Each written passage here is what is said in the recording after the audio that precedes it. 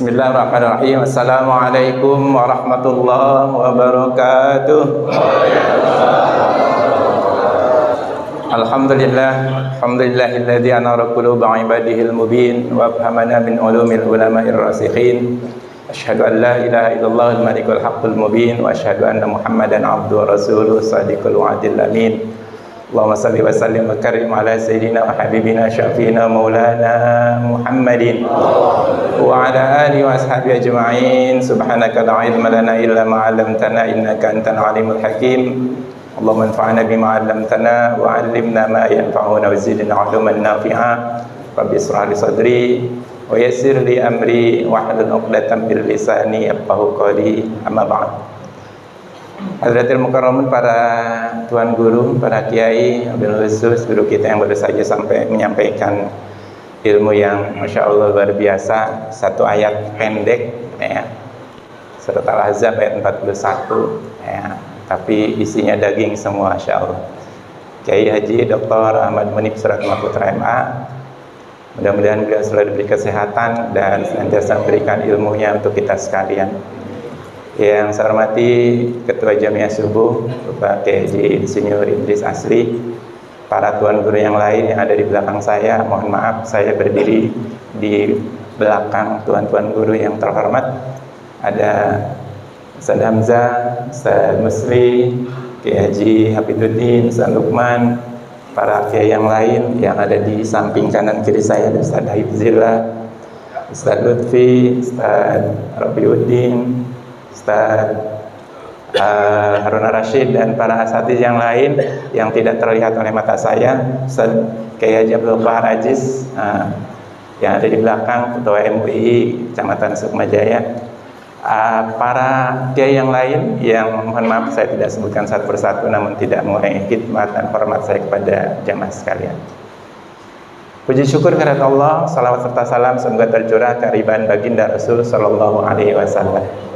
Jamaah sekalian, waktu sangat singkat ya. Tadi kita sudah mendengar luar biasa satu ayat surah Al-Ahzab ayat 41 ya, berbicara tentang bagaimana kita harus berzikir kepada Allah Subhanahu wa taala. Ya ayyuhalladzina amanu dzkurullaha dzikran katsira. Ya, tadi Pak Kiai juga menyampaikan macam-macam atau zikir ditinjau dari segi prakteknya. Ada zikir qauliyah, zikir qalbiyah, dan zikir arkannya gitu. Saya ingin menyampaikan satu saja dari Ibnu Athaillah Asy'akandari ya, tentang zikir. Bahwa beliau menyampaikan ada kategori zikir ditinjau dari sisi ilmu sufinya. Beliau mengatakan bahwa zikir itu ada tiga. Yang pertama adalah zikir jali, yang kedua zikir hakiki, zikir khafi, dan yang ketiga adalah zikir hakiki.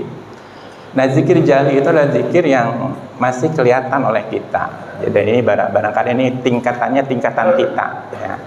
Kita baru sampai pada zikir jali. Tadi pagi kita sudah membaca subhanallah, alhamdulillah, la ilaha illallah, wallahu akbar sebanyak 100 kali. Itu termasuk dalam kategori zikir jali.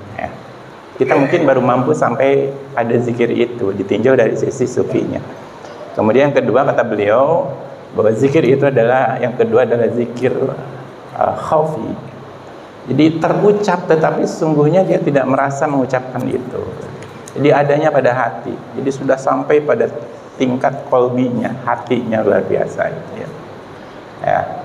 Nah, kemudian yang ketiga adalah ini yang mungkin kita belum sampai. Ya, zikir hakiki. Zikir hakiki itu adalah zikir di mana seluruh anggota tubuh kita ya, dari ujung rambut sampai ujung kepala, kaki sampai ujung kepala, itu tidak ada lagi sesuatu yang bersifat duniawi, semuanya adalah sifat ukhrawi saja. Itu zikirnya hakiki.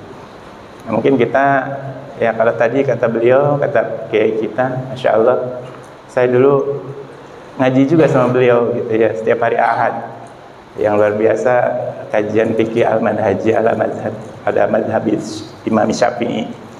Luar biasa itu fikih, walaupun bahasanya sederhana tetapi isinya daging semua gitu. Seperti tadi beliau menyampaikan seperti itu. Nah, karena itu hadirin kaum muslimin rahimakumullah, Maka tugas kita adalah perbanyak zikir kepada Allah. Saya ingin menyampaikan karena di ayat yang selanjutnya, ayat ke-42-nya, wasabbihuhu bukratan wa asila. Bertasbihlah kalian semua baik pagi maupun petang. Ya. Saya ingin menyorotinya dari sisi sholat subuhnya. Jadi subuh itu kan kata ulama-ulama lugot itu ada dua pengertian. Pengertian yang pertama, subuh itu artinya adalah rencana matang yang akan action pada saat yang akan datang. Itu namanya subuh. Karena itu orang Arab kalau bertanya, kaifa asbahna? Bagaimana kabar kamu untuk aktivitas selanjutnya? Di subuh itu artinya sebuah rencana yang matang.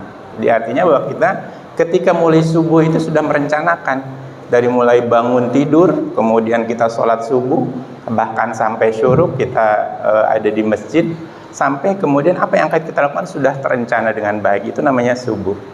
Yang kedua, pengertian subuh menurut para ulama itu adalah aktivitas pertama yang dilakukan oleh seseorang, dipionir, ya. Jadi sesuatu yang pertama yang dilakukan, gerakan pertama itu namanya subuh bahasa Arabnya. Nah, karena itu maka subuh ini menjadi fenomenal.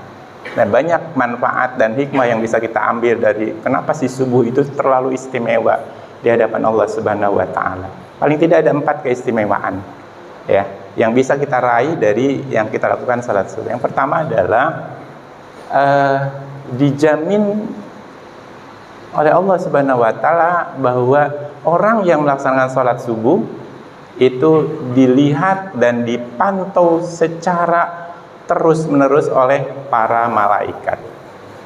Ya. Wa Qur'anal fajri inna Qur'anal fajri kana masyhuda.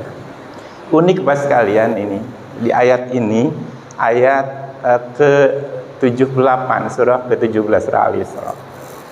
Jadi subuh itu beda dengan sholat-sholat yang lain. Kan di surat ke-17 atau surat Al-Isra ayat 78 itu diawali dengan aqimis sholata lidulu fisyamsi ila ghasaqil lail. Jadi sholat selain sholat subuh, selain sholat fajar disebut dengan sholat. Maka perintahnya adalah aqimis sholata lidulu fisyamsi. Laksanakanlah salat lidulu fisyamsi sejak terbit matahari ila ghasaqil lail, sampai matahari terbenam, sampai masuk pada waktu malam. Jadi salat yang di dulu fisyamsi itu dimulai dari salat duha misalnya gitu. Kemudian ada zuhur, ada asarnya, ada maghrib, kemudian sampai ke malamnya isya. Tapi ketika berbicara tentang salat subuh, maka Allah tidak menyebutkan itu sebagai sholat, tetapi wa Qur'anal fajri. Ya, kalau dibaca di terjemahan pas sekalian, Qur'anal fajri itu adalah sholat subuh. Kenapa? Karena ini sangat istimewa sholat subuh itu. Ya, istimewanya adalah diperlihatkan atau malaikat menyaksikan. Ya, kana masyhuda, para malaikat menyaksikan. Nah, karena itu Rasulullah SAW dalam sebuah hadisnya menyatakan watajtamiul malaikah. Jadi para malaikat itu berkumpul. Ini malaikat bukan malak. Karena kan ada kata malak, ada malaikat, ya. Kalau malak itu satu orang, satu malaikat, tapi ini malaikat. Tajtamiu lagi di sini. Bukan ijtama. Kalau ijtama itu kan fil madi. Fil madi itu artinya menunjukkan perbuatan yang sudah lalu. Jadi kalau Rasul mengatakan ijtama'a al-malaikah, maka malaikat itu hanya berkumpul pada saat Rasulullah ada. Setelah Rasulullah wafat itu tidak berkumpul lagi. Tapi bagi orang-orang yang sholat subuh, ya, maka disebut tajtamiul malaikah. Dari ijtama'a ada tambahan tak tanisnya, ya, dengan tajtamiu. Dan kalau bahasa Inggris itu ada 3 pengertian. Jadi ada present, continuous, dan future. Ya, artinya tajtami itu setiap saat, kapan saja para malaikat melihat orang-orang yang sholat subuh.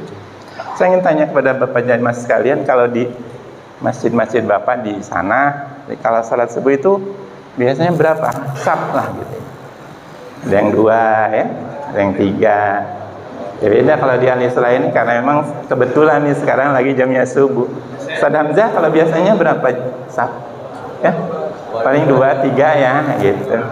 Ya mendingan ya, tapi kalau di masjid-masjid lain saya kalau ke kampung Masya Allah subhanallah ya keluar ya ada yang datang jam 3, jam 4 aki-aki ya, buka pintu ya, kuncinya dibuka, sholat dia ya. Kemudian waktunya subuh udah tiba ya, nunggu yang azan nggak ada, dia yang azan gitu ya. Belum juga datang teman-teman yang lain ya, qomat sendiri, sholat sendiri, ya Allah.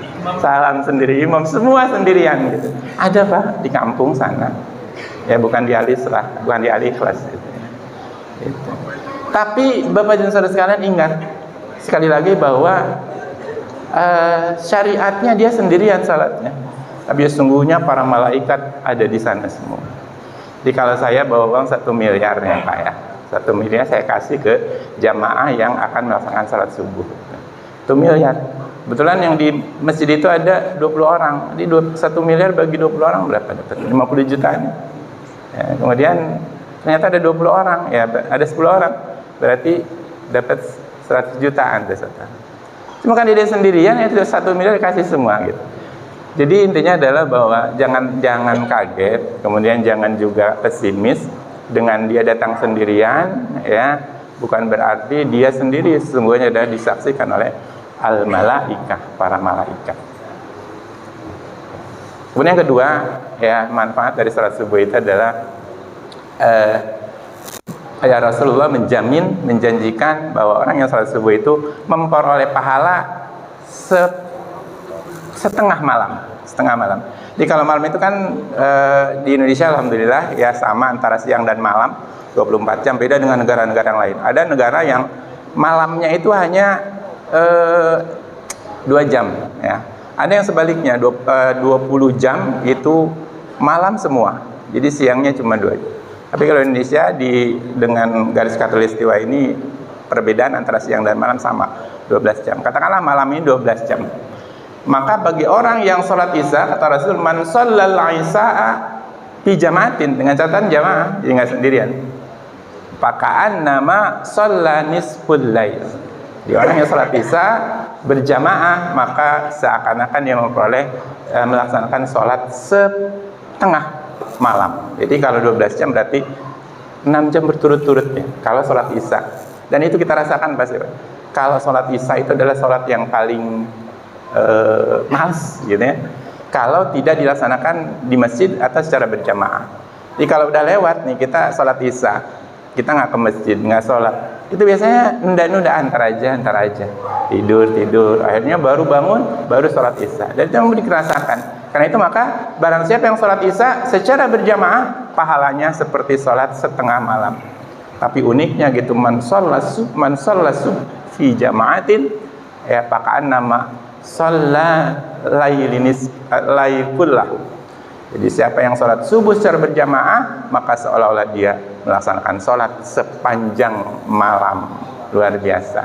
Karena itu maka alhamdulillah jemaah sekalian, hari ini kita sama-sama melaksanakan subuh berjamaah. Masih ada beberapa hal terkait dengan manfaat dari sholat subuh, tapi waktunya sangat mepet. Insya Allah ada lain kesempatan kita sampaikan kembali. Inilah barangkali yang kita sampaikan.